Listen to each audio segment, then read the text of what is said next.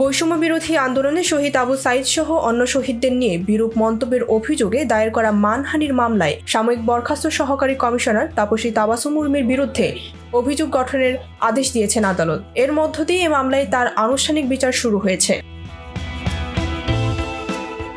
মঙ্গলবার ঢাকার metropolitan magistrate Mohammad সেফাতুল্লাহের আদালত অব্যাহতির আবেদন নাকচ করে এই আদেশ দেন। এছাড়া পরবর্তী শুনানির জন্য 4 ফেব্রুয়ারি দিন ধার্য করেন আদালত। এর আগে 26 জানুয়ারি তাকে এই মামলায় জামিন দেন আদালত। বাদী পক্ষের আইনজীবী অ্যাডভোকেট খাদিমুল ইসলাম এসব তথ্য নিশ্চিত করেছেন।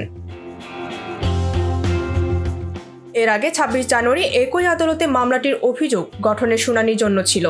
ওই দিন তাপসী তাবাসসুম উর্মি আদালতে হাজির হয়ে আত্মসমর্পণ করে জামিন আবেদন করেন। একই সঙ্গে তার আইনজীবী শুনানি পেছানোর আবেদন করেন। আদালত সময় আবেদন মঞ্জুর করে শুনানির জন্য 4 ফেব্রুয়ারি ঠিক করেন। একই সঙ্গে তাপসী তাবাসসুমের জামিন মঞ্জুরও করেন।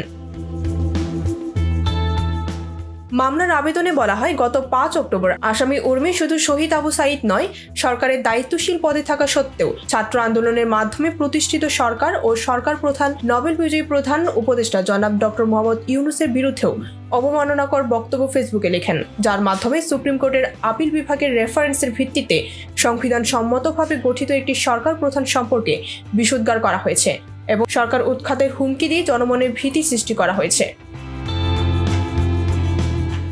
ডেস্ক রিপোর্ট, ভোরের পাতা।